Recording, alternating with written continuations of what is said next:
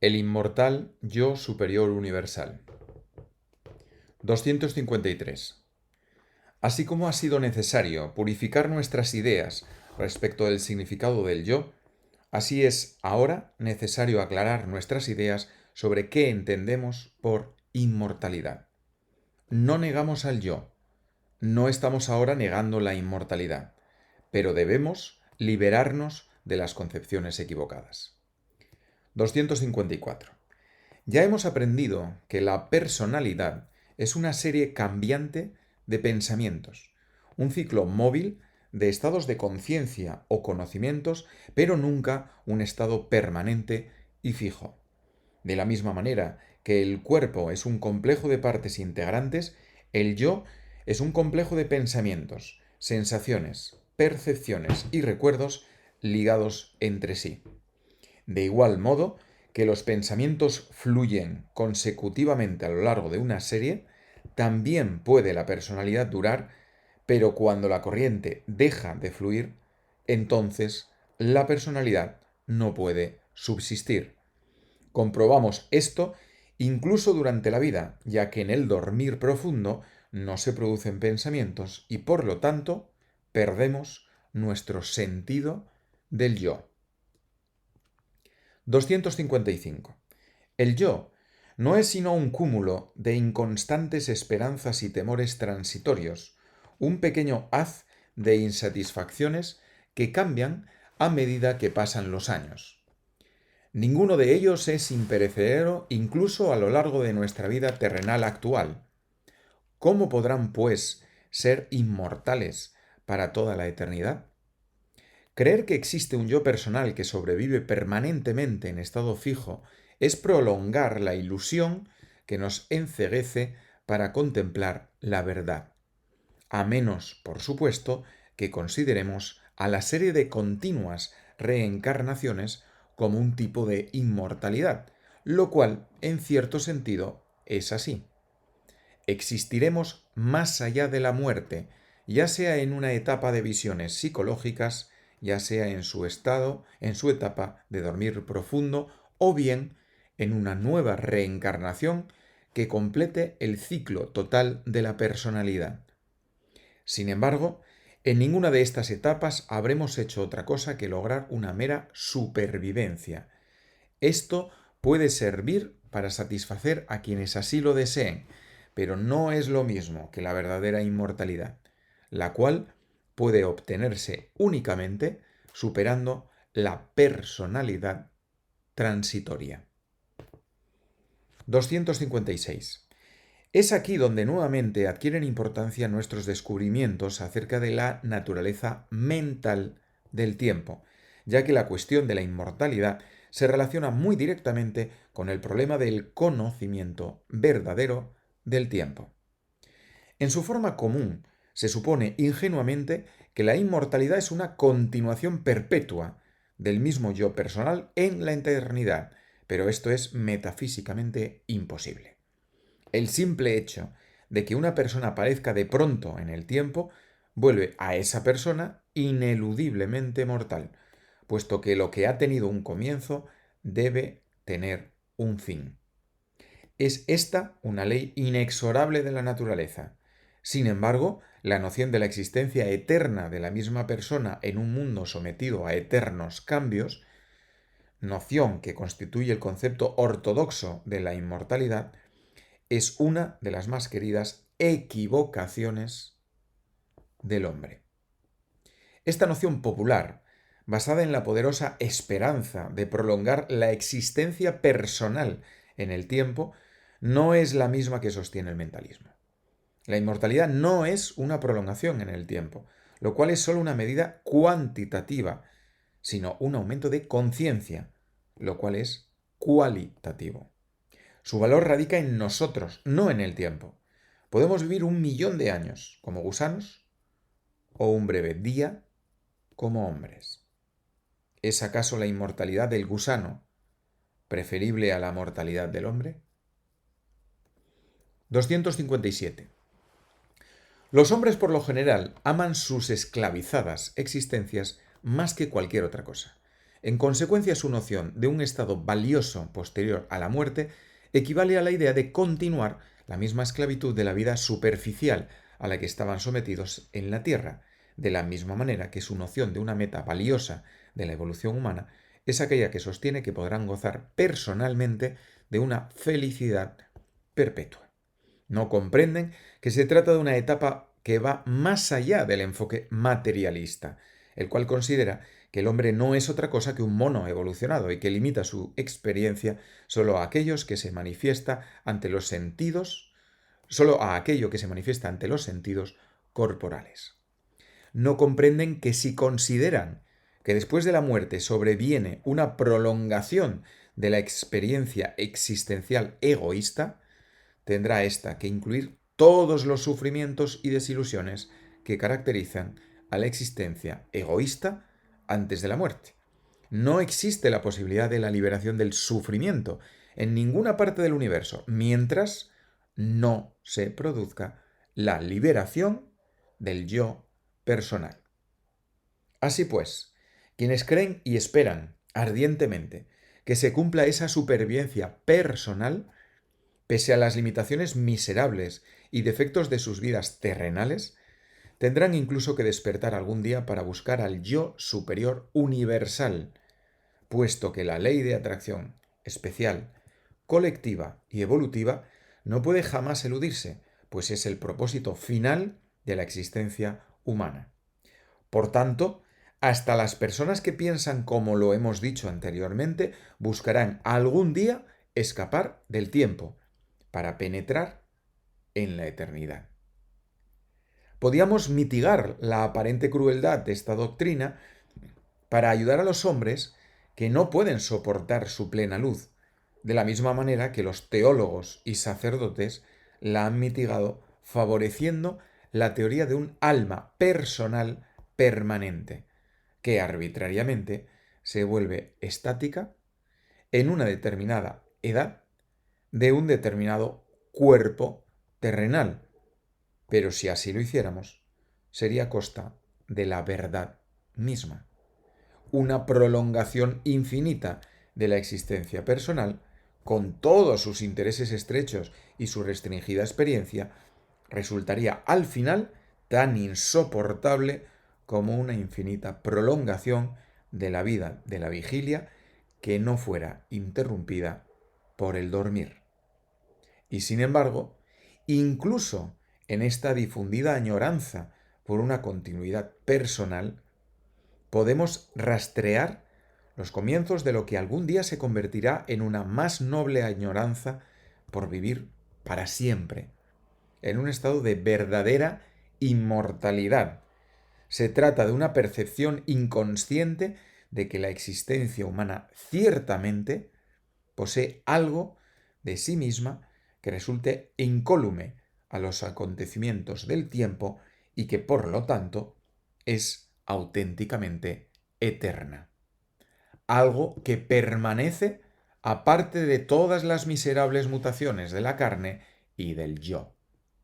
Se trata, en efecto, de una intuición no expresada, la cual, oculta en medio de los elementos perecederos de la personalidad, afirma que existe un principio imperecedero que no puede agotarse cuando perece el cuerpo. 258. La común concepción de la inmortalidad produciría una prolongación indefinida de la existencia personal. La concepción religiosa determinaría una prolongación indefinida de la felicidad personal. Sin embargo, el concepto mentalista supera ambas nociones porque rechaza la vida personal, reemplazándola por su raíz no egoísta, el yo superior universal. Las dos concepciones primeras permanecen aún en la serie temporal, mientras que la tercera va más allá de toda posible consideración temporal o sucesión. Esta verdadera inmortalidad puede alcanzarse solo a través del yo superior universal, porque éste no deriva su vida, como sucede con el cuerpo, de otro principio. Tiene vida propia. Por lo tanto, el cuerpo tiene que entregar al morir aquello que previamente recibió, pero el yo superior universal, puesto que nada se le ha agregado, nada tiene que entregar.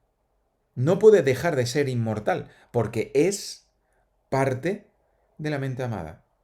Y lo que es cierto sobre esta debe ser también cierto respecto de su yo superior universal. 259.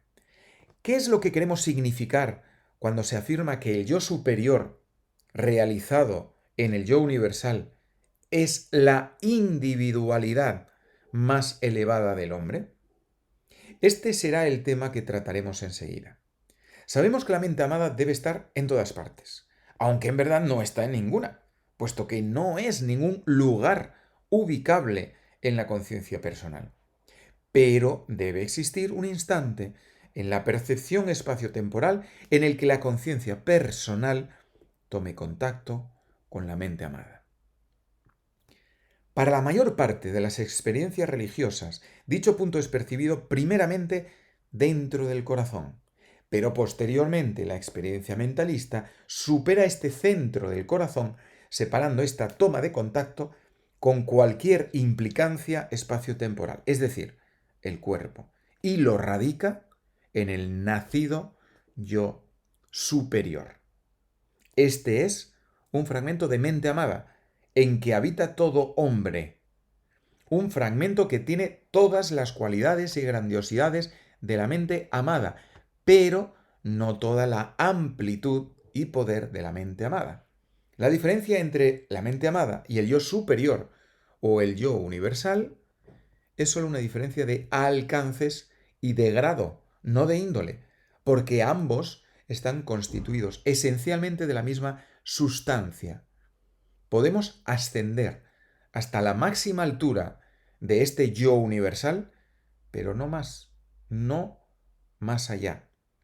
De esta manera, nuestra vida personal es una fase de la vida del yo superior, y el yo superior es una fase del yo universal.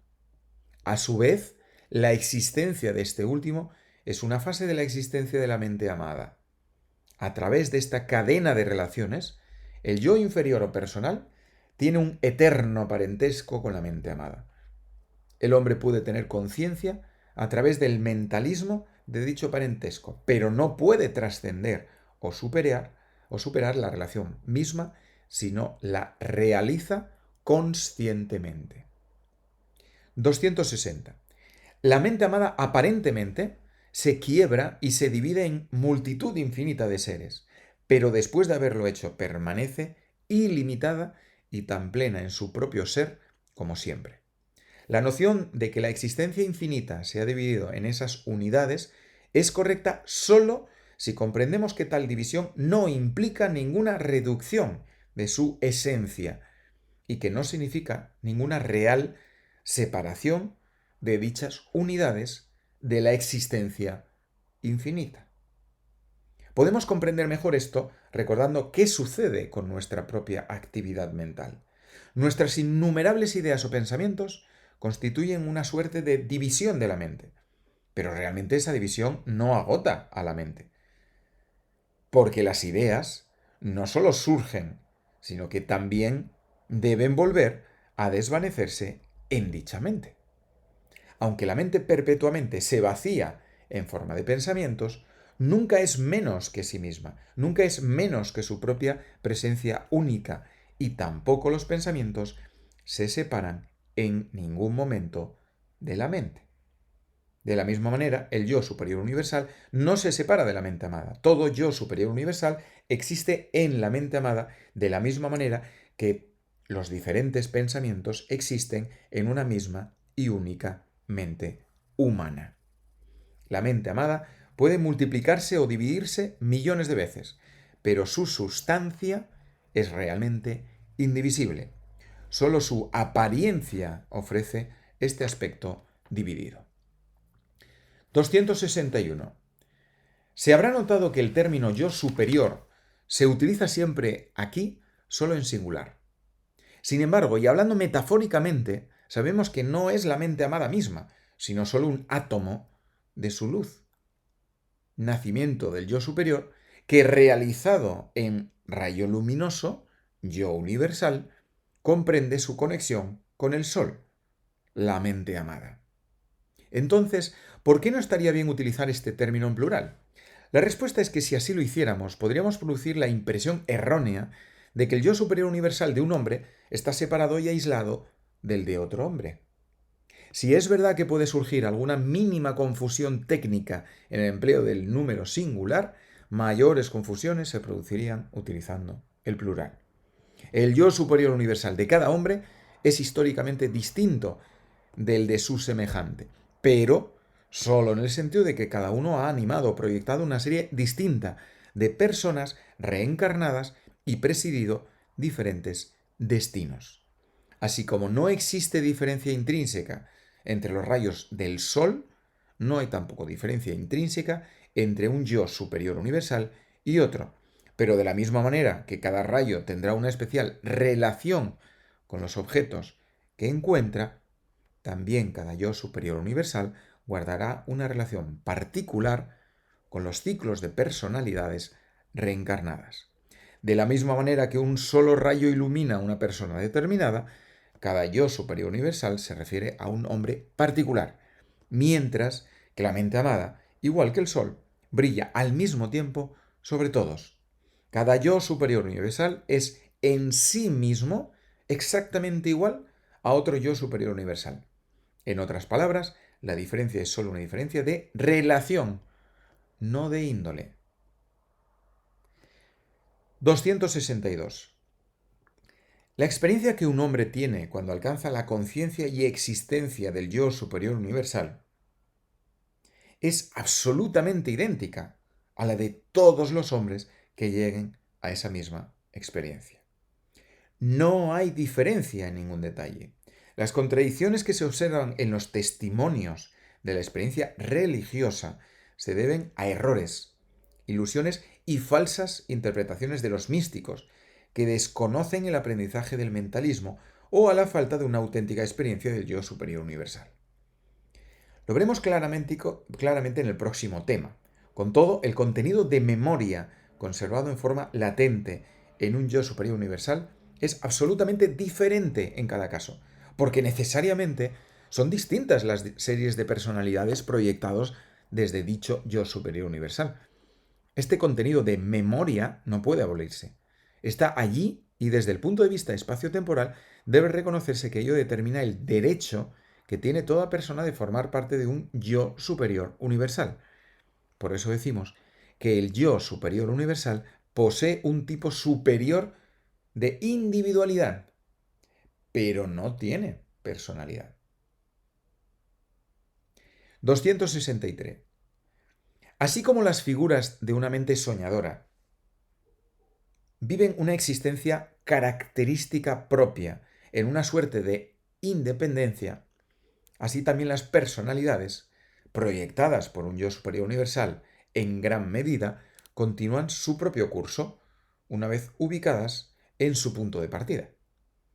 El yo superior universal dentro de la persona es siempre el mismo y tiene siempre conciencia de su relación, aunque la persona en su inicial e inmadura evolución lo ignore. La memoria de las características esenciales de todas las reencarnaciones anteriormente relacionadas se registran y conservan dentro del yo superior universal. Este ser superior no evoluciona a través de la conciencia progresiva, como lo hace el yo personal. Cada yo reencarnado puede imaginarse simbólicamente como un punto, ubicado en la eterna experiencia del yo superior universal que es.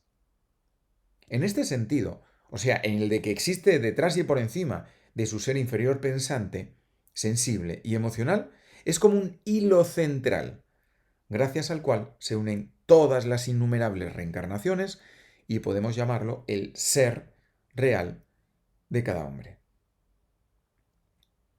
264. La explicación de por qué esta división involucrada en semejante autofragmentación se debe a que es la única manera por la que cualquier ser humano puede surgir y realizarse. La razón está basada en la ley de atracción, de lo uno en lo múltiple y lo múltiple en lo uno, sintetizada en el gráfico que se adjunta. 265.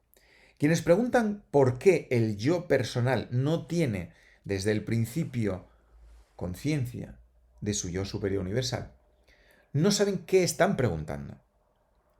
Podemos saber que existimos únicamente sabiendo que alguna cosa o algún pensamiento diferente de nosotros mismos existe también. Esta ley suprema envuelve toda inteligencia, ya sea la del más diminuto mono jejen, ya sea la del mismo yo universal. Esta es la razón por la cual el yo universal debe delimitar su horizonte y debe descender de su propia unidad trascendente en forma de sucesivos seres inferiores, para establecer relación con dichos seres. Por consiguiente, cuando el yo universal se limita y diferencia para que el ser humano pueda constantemente adquirir autoconciencia creciente, la parte de sí mismo, así, limitada y vuelta finita, olvida su índole de origen. Es por esta razón que casi todas las criaturas de este mundo espaciotemporal ignoran su origen divino, pero nadie podrá separar la imagen reflejada, el yo personal, de la luz misma, pues en última instancia le deben a este yo universal su propia vida y jamás han estado ni podrán estar separados de dicho yo universal. Lo uno, yo universal, se manifiesta en lo múltiple, y lo múltiple, el hombre, evoluciona e involuciona conscientemente hacia lo uno, como yo superior en su tercera y segunda fase, y como yo universal, como yo soy, en la primera y última.